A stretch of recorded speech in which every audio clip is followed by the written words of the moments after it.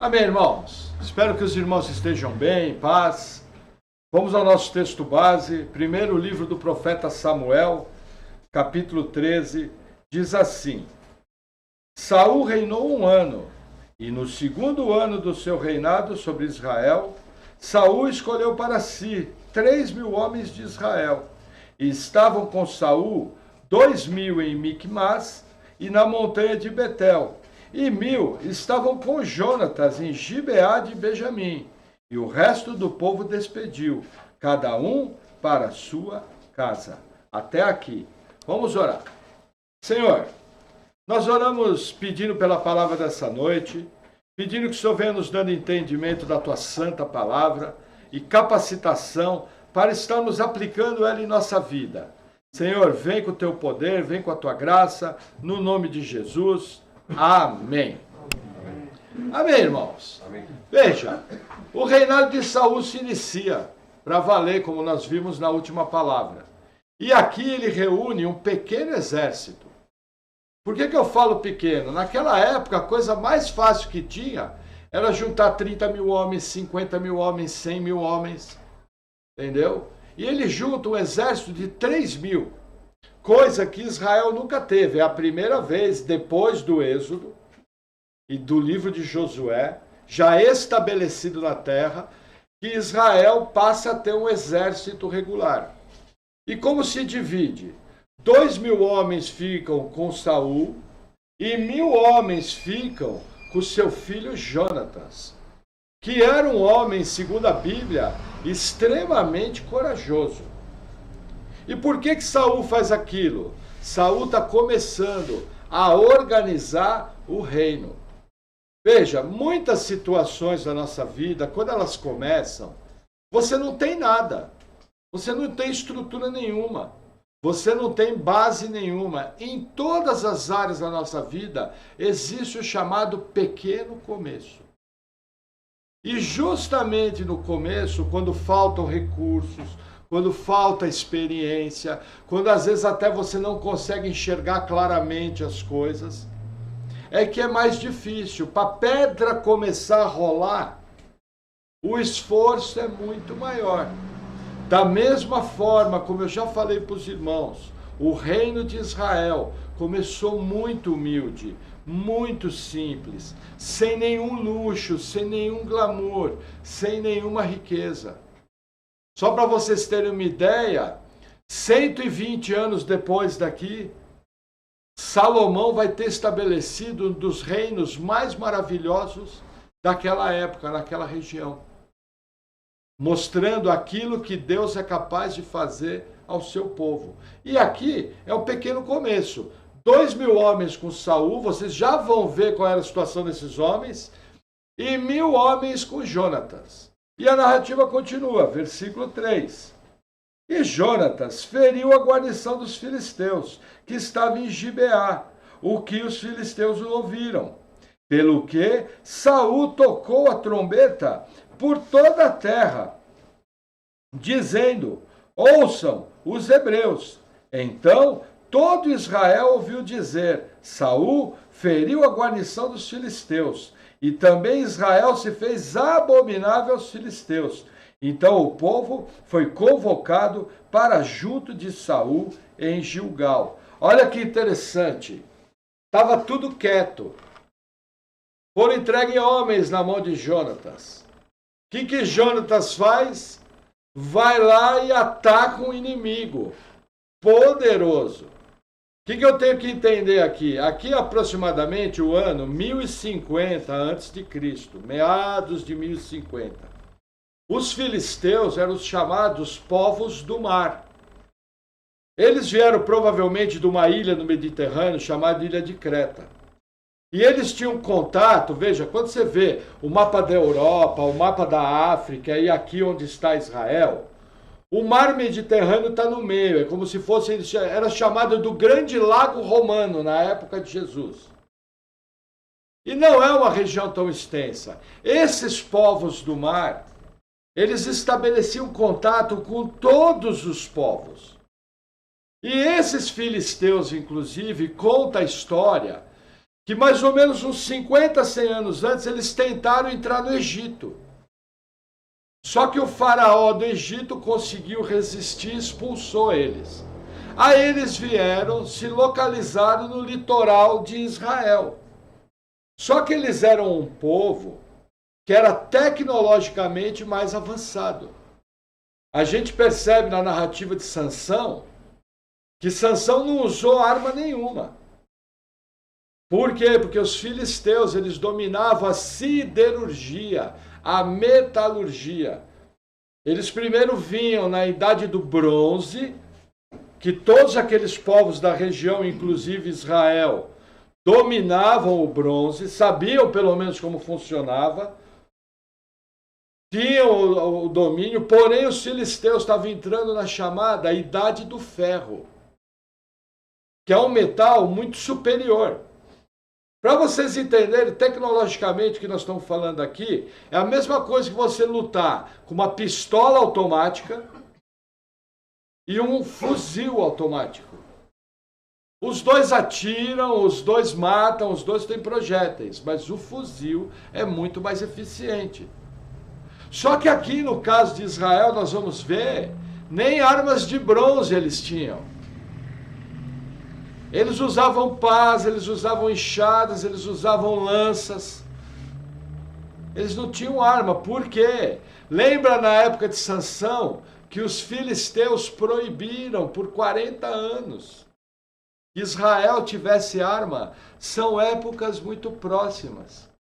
Os filisteus eram uma potência bélica. Os israelitas não eram. Se vocês lembrarem, o próprio livro de Samuel conta que Samuel estava reunido e houve um grande acampamento dos filisteus para invadir Israel. E o que Samuel faz? Samuel ora a Deus. Aí Deus vem com uma violenta tempestade de raios e sobrenaturalmente espanta os filisteus. Por quê? Porque nesse conto não havia exército. Agora entende o que Jonatas está fazendo aqui. A Bíblia nos conta que havia 2 espadas em Israel. Uma na mão de Saul, outra na mão de Jonatas. E ele vai para cima dos filisteus e obtém a vitória, mostrando que Jonatas era extremamente corajoso, nos mostrando um princípio muito importante, que na caminhada cristã vão existir situações na sua vida que vão exigir muita coragem. E essas situações podem aparecer das mais variadas formas. Mas normalmente, quando você não tem capacidade de fazer algo e o realiza, você sabe que foi o poder de Deus. Você sabe que foi a capacitação sobrenatural.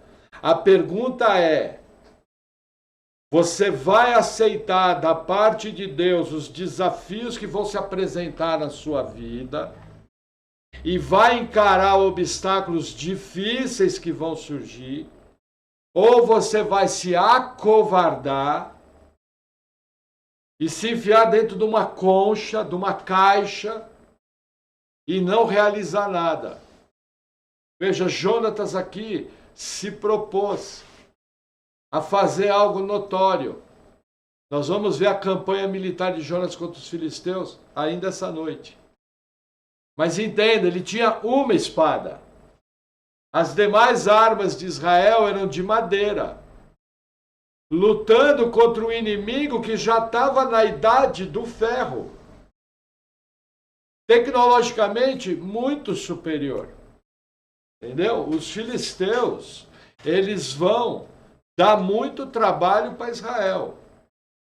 E eles só vão desaparecer quando a Assíria crescer e quando a Babilônia vier do fim e botar meio fim em tudo. Mas eles eram um povo poderoso, que fazia um comércio com toda a Europa e África. E dominavam técnicas que os israelitas sequer imaginavam dominar. Esse é o ponto mais importante. Quando você entende o quadro histórico, você percebe o tamanho do feito de Jonatas. Foi algo absurdo. Amém? Vamos seguir a narrativa. Versículo 5. E os filisteus se ajuntaram para pelejar contra Israel. 30.000 carros e 6.000 cavaleiros, e povo em multidão, como a areia que está à beira do mar. E subiram e se acamparam em Micmas, ao oriente de Bet-Avém. Vendo, pois, os homens de Israel que estavam em apuros, porque o povo estava angustiado, o povo se escondeu pelas cavernas, e pelos espinhais, e pelos penhascos, e pelas fortificações, e pelas covas. E alguns dos hebreus passaram o Jordão para a terra de Gade e Gileade. E estando Saul ainda em Gigal, todo o povo ia atrás dele, tremendo. Olha que interessante, veja, o povo sabia do poder dos filisteus. Quando Jonatas atacou, o que os filisteus fizeram? Reagiram. Vai cutucar a onça com a vara curta, vai cutucar o jaguar com uma vara curta, o jaguar vai vir para cima, a onça vai vir para cima. O que acontece? Os filisteus reagiram.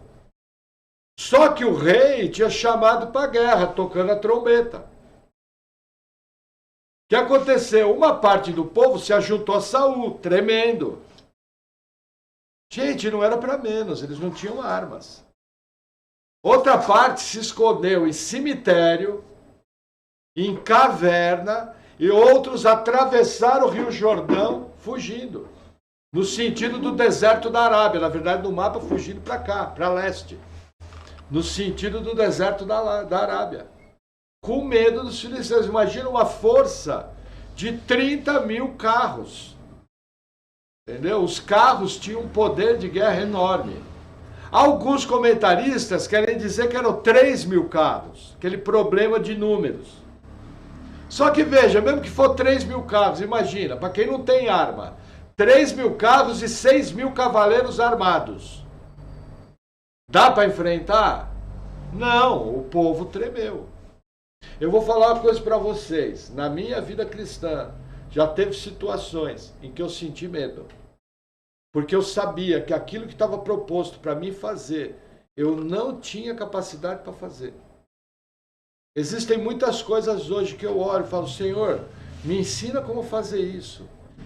Faz as conexões. Coloca pessoas que saibam fazer. Me dá luz para que eu chegue em contato de como fazer.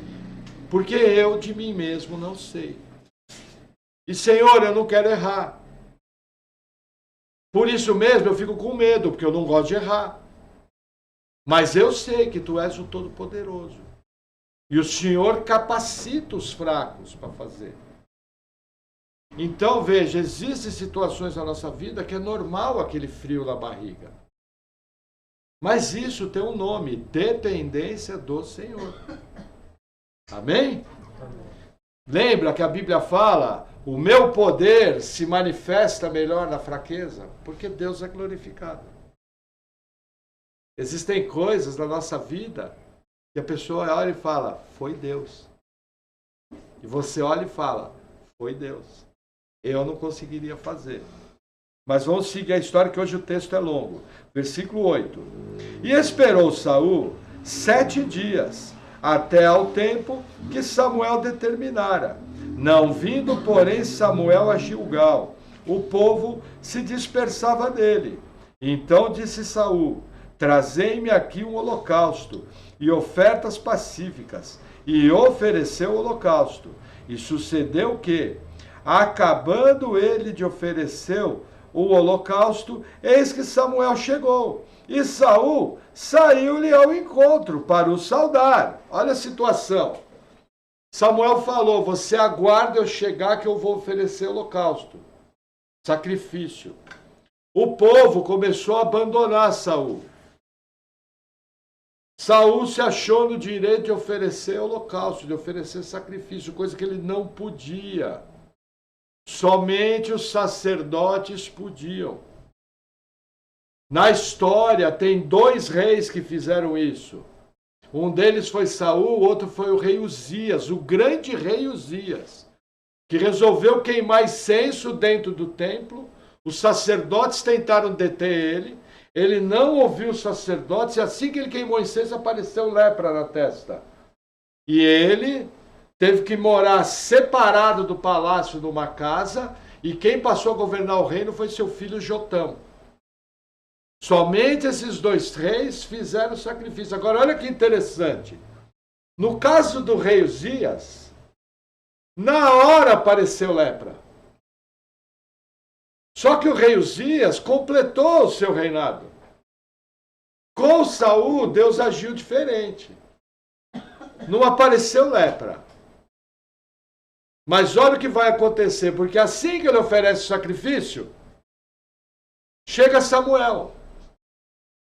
E Saul sai na maior boa, tranquilo, como se nada tivesse acontecendo, para saudar Samuel. Na maior tranquilidade do mundo, entende? A cara de pau, a cara lavada de Saul, acabou de fazer o que não podia, aí chega o líder espiritual de Israel, e ele sai numa boa para saudar. Mas veja, não adianta esconder o pecado. Olha o que Samuel vai fazer. Versículo 11. Então, disse Samuel, que fizeste? Disse Saul, porquanto via que o povo se espalhava de mim, e tu não vinhas nos dias aprazados, e os filisteus já se tinham ajuntado em Miquimás. Eu disse, agora descerão os filisteus sobre mim a Gilgal, e ainda a face do Senhor não orei, e constrangi-me e ofereci holocausto. Então disse Samuel a Saul, procedeste neciamente, e não guardaste o mandamento que o Senhor teu Deus te ordenou, porque agora o Senhor teria confirmado o teu reino sobre Israel para sempre. Porém agora não subsistirá o teu reino. Já tem buscado o Senhor para si um homem segundo o seu coração, e já lhe tem ordenado o Senhor que seja capitão sobre o seu povo, porquanto não guardaste o que o Senhor te ordenou.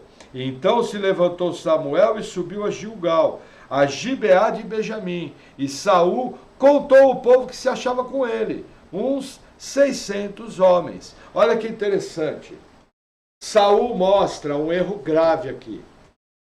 Saul se vê movido pelas circunstâncias. Quando ele vê que o povo começa a se afastar, quando ele vê que a situação começa a engrossar, o que Saul faz? Ele chuta toda a regra religiosa e age conforme a sua mente. E peca contra Deus, oferecendo sacrifício. Veja, aqui tem um ensino muito sério para nós. Muitas pessoas agem conforme a circunstância. Por exemplo, a pessoa está no seu trabalho.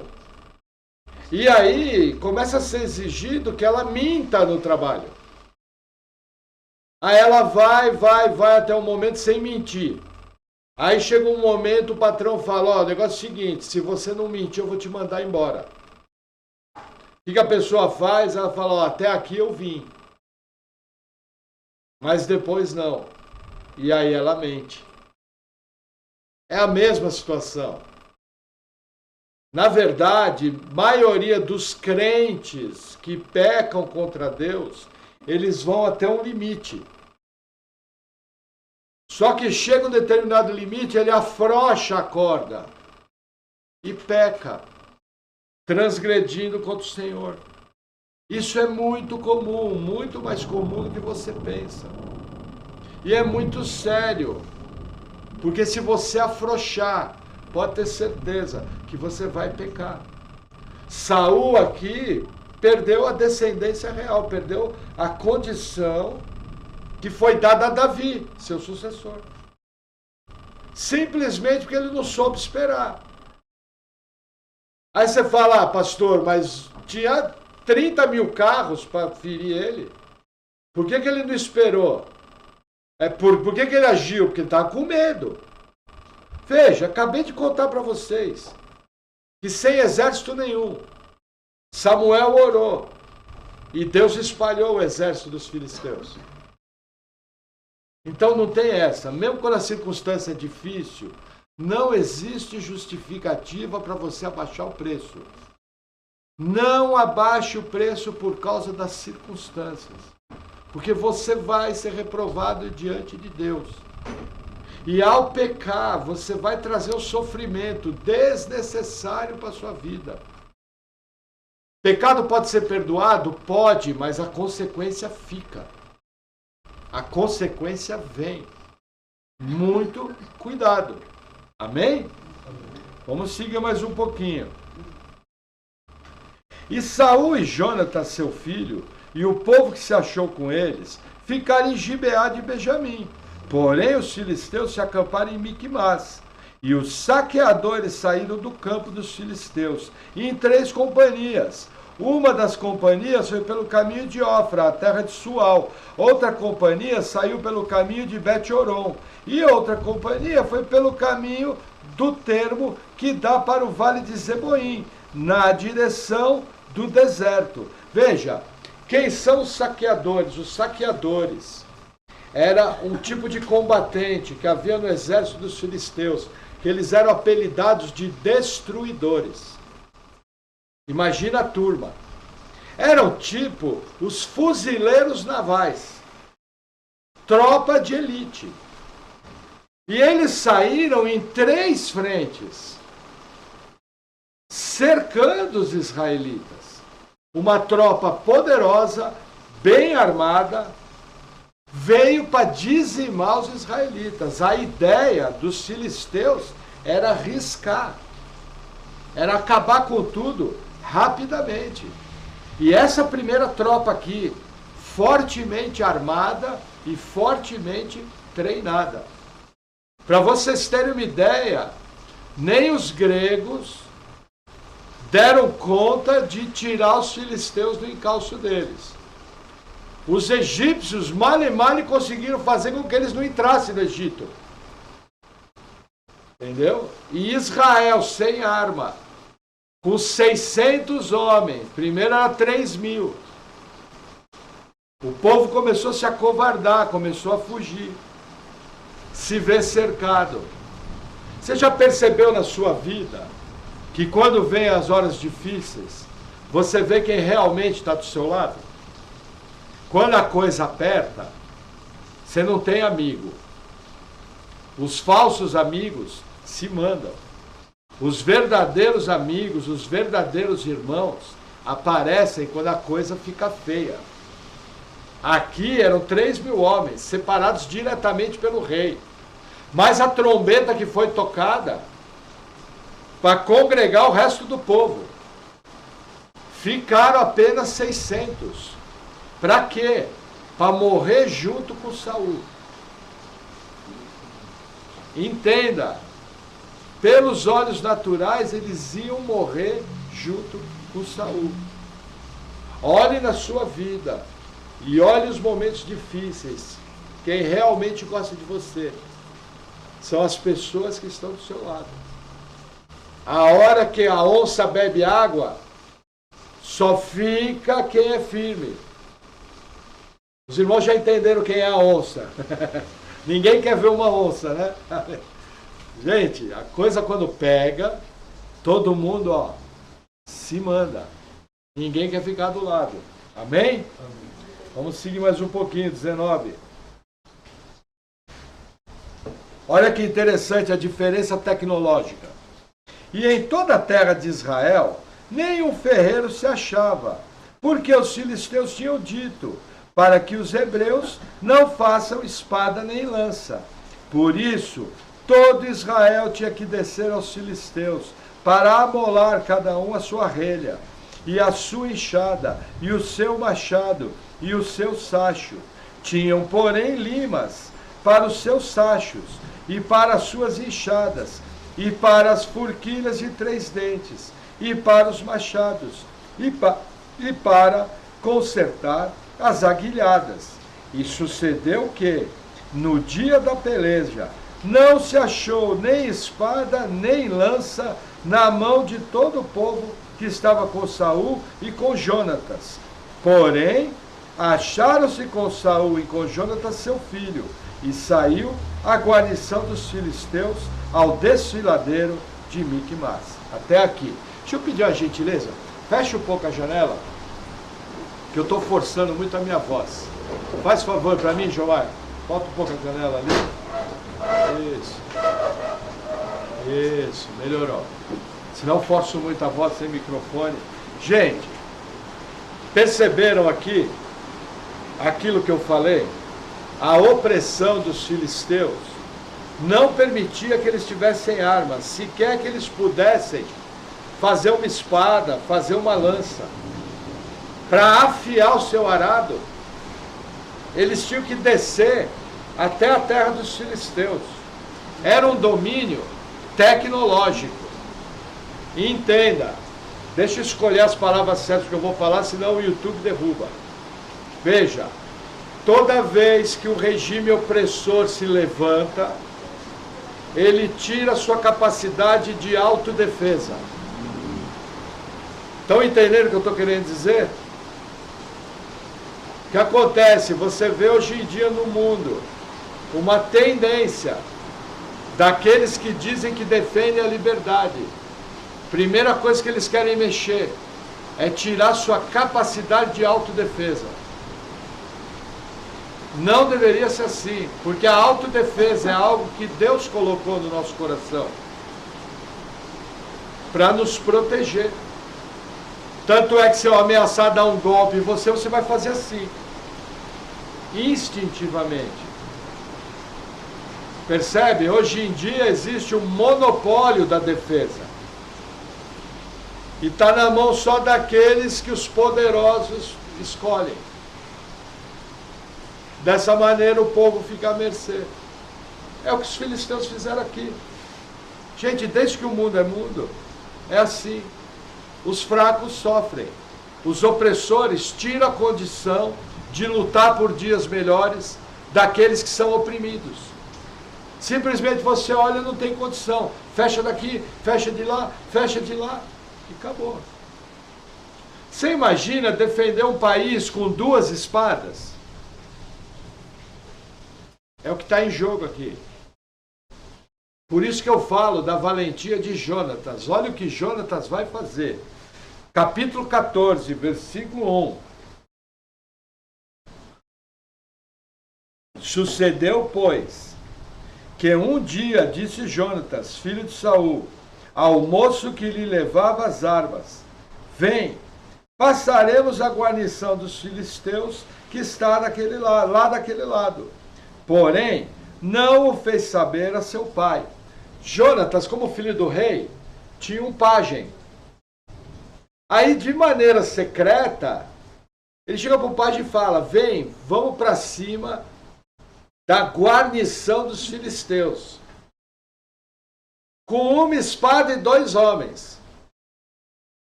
O valente Jonatas, grave esse termo, é o valente Jonatas, nível de um valente de Davi. Para vocês terem uma ideia, Davi vai fazer um salmo, um cântico no qual ele fala: por que tombaram os valentes? Em homenagem a Jonatas, no dia em que eles vão morrer. Entendeu? Então Jonatas aqui faz um negócio nível de valentes de Davi. E ele, de maneira secreta, pega o seu pajem e vai em direção a uma guarnição inteira dos filisteus.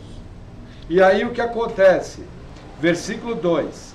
E estava Saul à extremidade de Gibeá, debaixo da romeira que havia em Migron, e o povo que estava com ele eram uns 600 homens. E Aías, filho de Aitube, irmão de Icabode, e filho de Finéias, filho de Eli, sacerdote do Senhor em Siló, trazia o éfode. Porém o povo não sabia que Jonatas tinha ido. Olha que interessante, o éfode é a estola sacerdotal. Era uma roupa sacerdotal. Quem é que trazia essa roupa? O bisneto do sacerdote Eli. Sobrinho de Icabode. Quem foi Icabode? Foi aquele que quando a esposa de Finés fica sabendo que o marido morreu, ela entra em trabalho de parto antecipado, e no nascimento da criança ela morre. Ela deu o nome da criança de Icabode. Foi-se a glória de Deus. Aí o sobrinho de Icabode é esse sacerdote aqui. Continuava servindo ao Senhor. E a Bíblia fala que ninguém soube que Jonatas e o seu pajem resolveram atacar o exército dos filisteus sozinhos. Eu pergunto, você faria isso? Pensa, você sozinho com um companheiro fala, vou invadir um morro e vou arrancar todos os traficantes de lá sozinho. Mais ou menos é o que Jonatas está fazendo aqui. Entende o tamanho do fato? Tanto é que está narrado na Bíblia. Mas a narrativa continua, versículo 4. E entre os desfiladeiros pelos quais Jonatas procurava passar a guarnição dos filisteus, desse lado havia uma penha aguda, e do outro lado uma penha aguda, e era o nome de uma Bozés, e o nome da outra Sené. Uma penha para o norte estava defronte a Miquimás, e outra para o sul, defronte a Gibeá. Olha a estratégia de Jonas. O que é uma penha? Uma penha é um desfiladeiro. É um morro extremamente agudo, extremamente vertical. O que acontece? Jonatas, para pegar os filisteus de surpresa, ele faz uma escalada por aquele desfiladeiro. Só que veja, sem corda, sem equipamento, sem mosquetão, sem treinamento, sem sapatilha de escalada. Camarada, além de atacar, ele para chegar de surpresa, ele escala uma parede assim, vertical. Vocês imaginam o temperamento de Jonatas? Mas por que ele fazia isso? Porque Jonatas sabia que Deus era com ele. E ao ter certeza que Deus era com ele, ele foi para cima. A narrativa vai mostrar. Mas o lugar onde os filisteus estavam era extremamente protegido, era um lugar cercado de penhascos. Veja, para você atacar uma cidade elevada, já é difícil. Imagina você atacar algo vertical. É mais difícil ainda, mostrando que os filisteus sabiam exatamente o que estavam fazendo. Provavelmente eles estudaram a região e escolheram um dos melhores locais para colocar o seu acampamento. Aí o irmão Jonatas, o que faz? Resolve escalar uma parede para atacar um exército inteiro. É isso que ele está fazendo aqui. E a narrativa continua. Versículo 6. Acho que o João vai ter que fechar aquela porta também, João. Fecha lá. Está muito forte o barulho da chuva.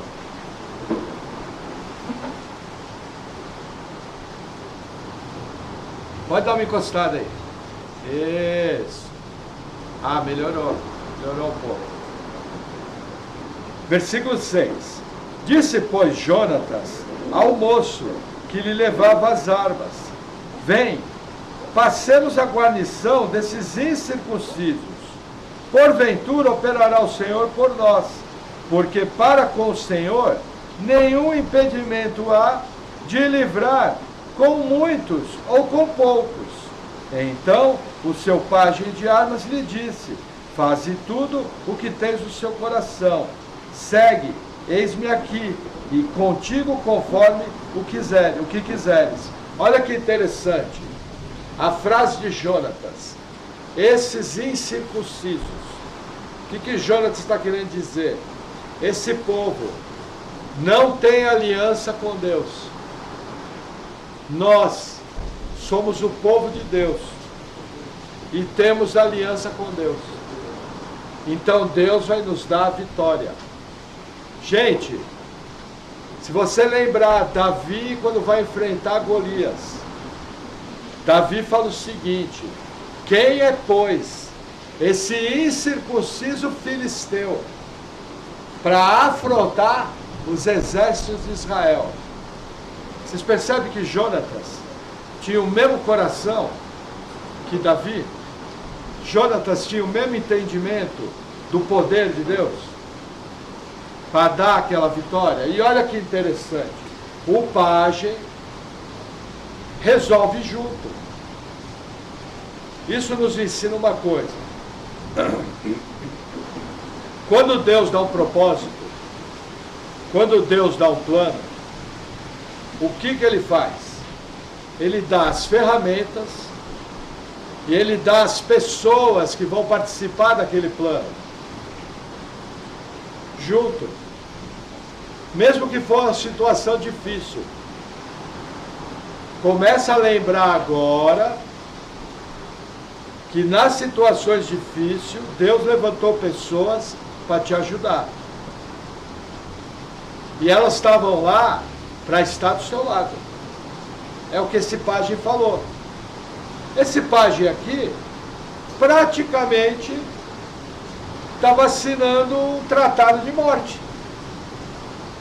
Imagina, 2 homens, uma espada, ir para cima de uma guarnição, e para chegar lá em cima eu tenho que escalar uma penha vertical. Se eles fossem vistos, uma só pedra poderia ser jogada de cima, puxa logo, poderia ser jogada de cima e matar eles. Simples assim. Para vocês terem uma ideia, aqui no Paraná tem montanha que a gente sobe, que quando a gente está descendo não é nem escalada, é uma trilha. A gente tem que tomar cuidado para uma pedra não rolar, e se rolar, atingir quem está na nossa frente. Agora imagina você querer matar alguém de cima de um penhasco. É a coisa mais fácil. Se eles fossem vistos, simplesmente morriam. Coisa muito séria que está acontecendo aqui. Amém? E chuva muito forte que está lá fora. Vamos seguir. Versículo 10. Espera aí, não. Versículo 8. Deixa eu tomar um gole d'água.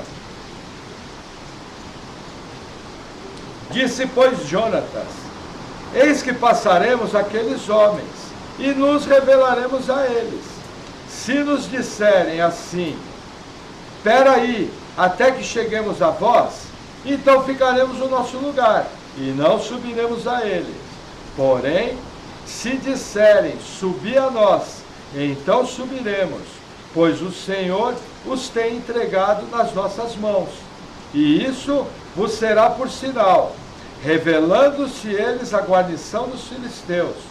Disseram os filisteus: eis que já os hebreus saíram das cavernas em que se tinham escondido. Olha a estratégia de Jonatas, a estratégia. Vamos subir lá. Quando a gente chegar lá em cima, nós vamos se revelar. Se eles falarem que vem até nós, nós vamos esperar. Agora, se eles falarem venham para a luta, nós vamos para cima, porque é o sinal que Deus está dando que nós vamos vencer a peleja. É algo muito interessante aqui. Você não sabe de onde Jonatas tirou essa situação, mas o que a gente sabe é que deu certo, funcionou. Percebem?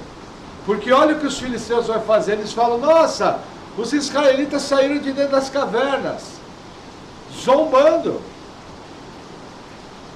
tirando sarro, fazendo brincadeira. A postura dos filisteus, extremamente arrogante. Várias vezes nós lidamos com pessoas arrogantes que querem destruir a nossa vida e que se acham mais poderosas do que nós, mais importantes do que nós, e tão dispostas a nos fazer maldade. É engraçado como arrogância, orgulho e maldade caminham juntas. É o que nós vemos aqui. Porém, esse pessoal está esquecendo de um detalhe: é contra Deus que eles estão lutando. Quando eu me levanto contra o povo de Deus, o nome de Deus é El Shaddai, o Deus Todo-Poderoso. É como se o Todo-Poderoso se levantasse do trono. Imagina o Criador do Universo se levantando do trono para lutar as nossas batalhas. Essa é a verdade bíblica. E aí a narrativa continua. Versículo 12. E os homens da guarnição responderam a Jonatas e ao seu pajem de armas, e disseram: subi a nós, e nós vos ensinaremos uma lição. E disse Jonatas ao seu pajem de armas: sobe atrás de mim, porque o Senhor os tem entregado na mão de Israel. E então subiu Jonatas com os pés e com as mãos, e o seu pajem de armas atrás deles. E os filisteus caíam diante de Jonatas, e o seu pajem de armas os matava atrás deles. Olha que interessante. Aqui mostra a cena de Jonatas escalando o resto da penha. Jonatas subiu com pés e mãos, e o pajem armado atrás. E cada filisteu que Jonatas encontrava, ele derrubava em combate. E o pajem vinha e matava eles. Essa foi a estratégia. E aí o que aconteceu? Versículo 14. E sucedeu esta primeira derrota, em que Jonatas e o seu pajem de armas feriram uns 20 homens, em cerca de meia geira de terra, que uma juta de bois podia lavrar. E houve tremor no arraial, no campo e em todo o povo, também a mesma guarnição, e os saqueadores tremeram, até a terra se estremeceu, porquanto era tremor de Deus. Até aqui. Tira, que senão vai fazer barulho. O que acontece? Isso, uma primeira vitória. E aí o que acontece? Que houve um tremor de Deus. Aquela vitória, ela repercutiu sobre todo o arraial. Aqui houve um agir sobrenatural de Deus. Eu estava vendo os comentaristas falando, alguns falam aqui naquela questão que Deus colocou temor nos inimigos. Eu acho muito interessante isso, porque na nossa vida nós já tivemos livramentos em que nós íamos sofrer algo, íamos ser atacados, íamos ser roubados. E Deus simplesmente colocou temor no ladrão. E o ladrão não te atacou. E você nem sabe. E é capaz ele ter passado por você e ter dado bom dia. Ou ter dado boa tarde. Eu já vi casos de pessoas falarem: olha, parecia que tinha gente na minha casa tomando conta da casa. Mas não tinha ninguém. A Bíblia nos ensina que nada adianta o atalaia vigiar se Deus não guardar a cidade. O que eu aprendo com isso? Eu faço a minha parte, eu sou prudente, eu tomo todas as providências que eu tenho que tomar, porém eu faço tudo isso confiando que é Deus que opera, confiando que é Ele que vai guardar. Entende? Eu tenho que ter esse entendimento. Eu não posso ser omisso. A gente percebe aqui Jonatas confiando em Deus, porém ele não foi omisso, não foi passivo. A nossa fé em Deus, a nossa confiança no poder de Deus tem que ser ativa. Uma fé bíblica é uma fé que te leva a agir. Uma fé bíblica é uma fé que te leva a tomar atitudes. Por que você cuida, por exemplo, da sua segurança? Porque a atitude correta a fazer, mas você faz isso confiando em quem? No poder de Deus. Aqui tem um ensino muito importante, talvez uma das maiores aplicações, a questão da fé ativa.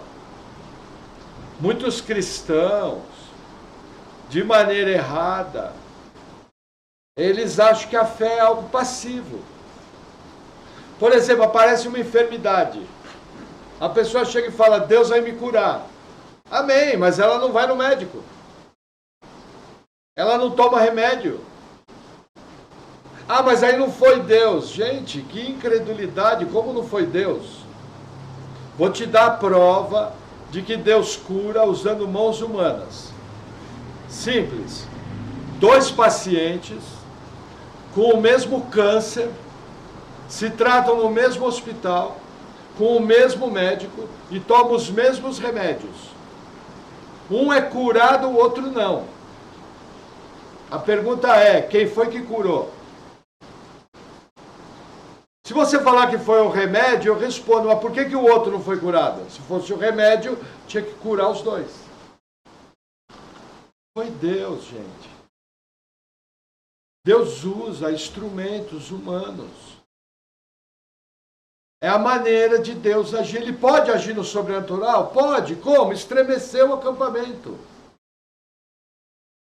Mas a capacitação para um homem, junto com seu pajem, com uma espada, derrotar mais de 20 homens, veio de Deus. Só que aquele homem teve que se propor a fazer uma escalada perigosíssima, sem equipamento, para enfrentar um inimigo muito superior a ele. Mas aquele homem tinha convicções vindas da parte de Deus e sabia que Deus era com ele. E foi atrás. Olha a diferença da atitude de Jonatas para a atitude de Saul. Aqui vai outra aplicação. Saul queimou o sacrifício porque olhou a circunstância. Ele olhou o povo indo embora, não quis desagradar o povo, e porque ele era rei, ele achou que ele tinha o direito de oferecer o sacrifício. O que aconteceu? Perdeu o reino. Só não foi na hora, porque eu já expliquei, Deus é Deus de processos. Mas perdeu o reino. Por quê? Porque agiu pela circunstância. Jonatas olhou uma circunstância também adversa, mas agiu pela fé no poder de Deus. Presta atenção, a fé que eu falei. Fé no poder de Deus. Fé não é uma esperança tola. Muita gente, eu tenho fé. Veja, eu posso ter fé em várias coisas. A fé cristã é o seguinte, ela tem que ser baseada ou em Deus, ou no poder de realizar que esse Deus tem, ou nas promessas que Deus fez na palavra. Vou dar um exemplo. Você ficou doente. Existe promessa de cura na Bíblia? Sim. Mas a pergunta é para todo mundo? Eliseu morreu doente, Epáfras estava doente, Timóteo tinha que tomar vinho no jejum por causa do estômago. Então, quando eu oro por cura, eu oro baseado no poder que Deus tem para curar. Senhor, da mesma maneira que tu curaste quando andou aqui na terra, eu sei que tu és poderoso para trazer cura. Mas seja feita a tua vontade, não a minha. Aí eu vou fazer complemento da minha oração. Mas, Senhor, por favor, faz porque eu estou morrendo de medo. Essa é a minha oração. Quando eu tive que operar meu olho, agradeci a Deus de tudo certo, falei, Senhor, por favor, não quero ficar cego. Entendeu? morrendo de medo.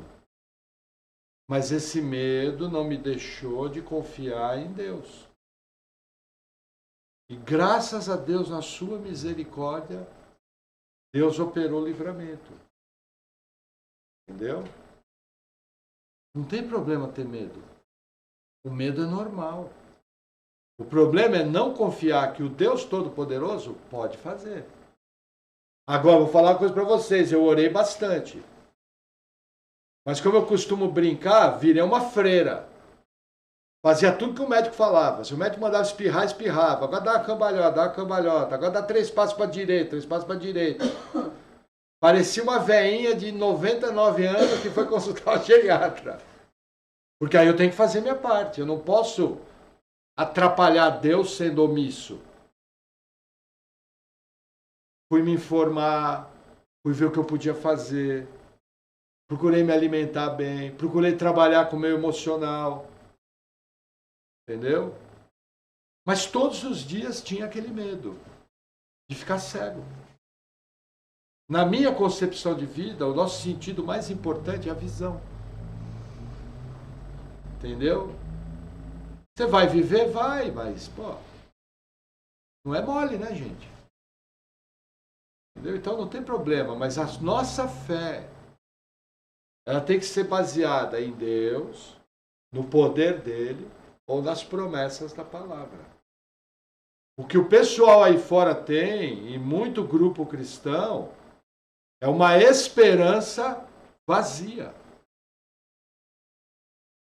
Porque ela não é baseada numa verdade. Tem muita gente que não tem uma fé baseada na verdade da Escritura. Isso vai dar problema. Agora, a questão aqui, o que é? Você, quando está diante de problemas, você age pelo que você está vendo, pelas circunstâncias, ou você age por aquilo que Deus falou? Vou dizer uma coisa para você, se você age sempre pela circunstância, você vai virar prisioneiro das circunstâncias. Você vai ser alguém muito facilmente dominado e não vai realizar nada da parte de Deus.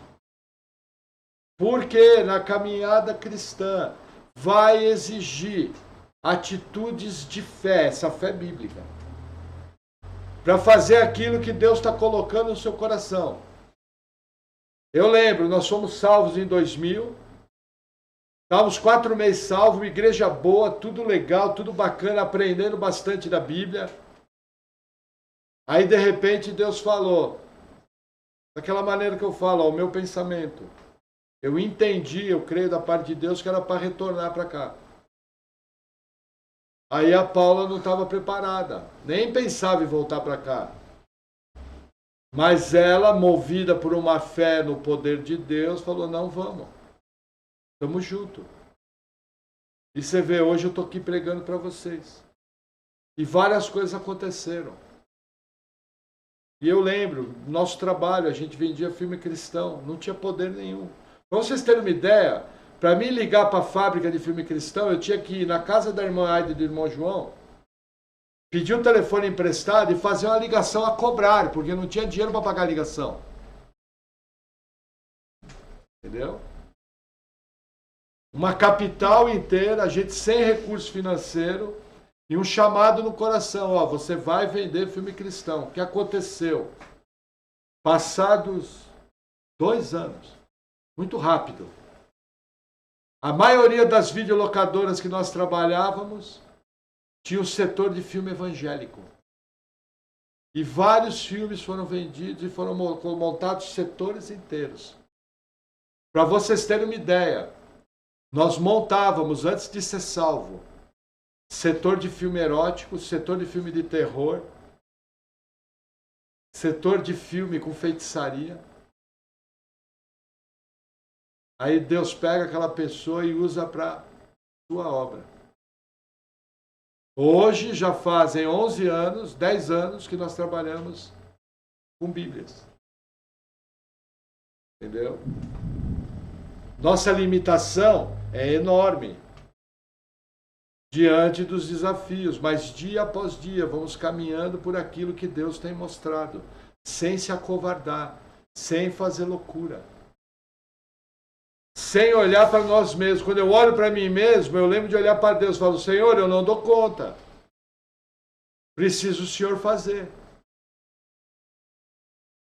E aí, quando é algo de Deus, Deus faz. Gente, não ande pela circunstância.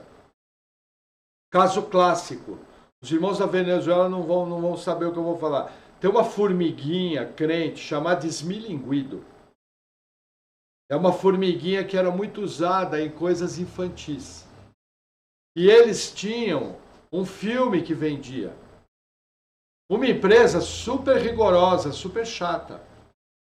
Aí a irmã Paula chegou e falou, vamos fazer nossa ficha para comprar direto deles. Porque os clientes estão pedindo, esmilinguido. Aí eu virei para ela e falei, mas não adianta fazer ficha, nós estamos com o nosso nome sujo. Não vamos ter crédito. Lembra que eu falava que se eu chamava a Paula de meu bem, o banco vinha e tomava? Nome sujo. Aí o que a irmã Paula falou, movida pela fé? Ela chegou e falou, amor, nós chegamos até aqui. Vamos fazer nossa ficha, que se Deus estiver no negócio, eles vão aprovar. O que eu fiz? Peguei o telefone, liguei para eles, contei toda a minha história, falei que estava com o nome sujo, tal, e que vinha recuperando meu crédito, e mandei a ficha. Eles aprovaram. E nós nos tornamos o principal cliente deles para videolocadoras. Distribuindo essa formiguinha que tocou a vida de muitas crianças. Entendeu? Por causa de uma atitude de fé. Quando eu comecei a vender os filmes evangélicos, eu fui na fábrica. Um ministério chamado Comunicações Evangélicas. Primeira vez que eu fui nessa fábrica, eu estava fumando na porta da fábrica. Segunda vez eu estava salvo. E quando eu cheguei lá, eu falei, eu queria comprar os filmes. Ela falou, tá bom, nós vendemos. Eu falei, mas eu não tenho nem dinheiro e não tenho crédito, e não tenho cheque, e não tenho cartão de crédito. Como é que nós podemos fazer? Aí eu lembro do Vivaldo, gerente da Comércio, falou, é simples, você vai, pega os filmes, vende para os clientes e paga com o cheque dos clientes. E assim nós fizemos. E pingava. Mas era difícil. Não tinha capacete de moto, teve que comprar. Não tinha roupa de chuva, chegava ensopado. Não tinha dinheiro para abastecer a moto. Imagina você sem grana para abastecer a moto. E o dinheiro pingava. Cansei de chegar no posto de gasolina e colocar 3 litros de gasolina para trabalhar. Que andando devagarinho dava para rodar 100 quilômetros com a moto. E fazer o serviço. E durante o dia entrava lá R$5, R$10. Entendeu? E ia fazendo. Por quê? Porque nós sabíamos que o nosso chamado era fazer aquilo. Nós não ficamos olhando as circunstâncias. Se eu fico olhando a circunstância, eu estou até hoje onde eu estava. Então o que eu aprendo aqui nesse texto, gente, ande pela fé naquilo que Deus tem mostrado para você através da sua palavra, através das convicções que Ele mostra para você.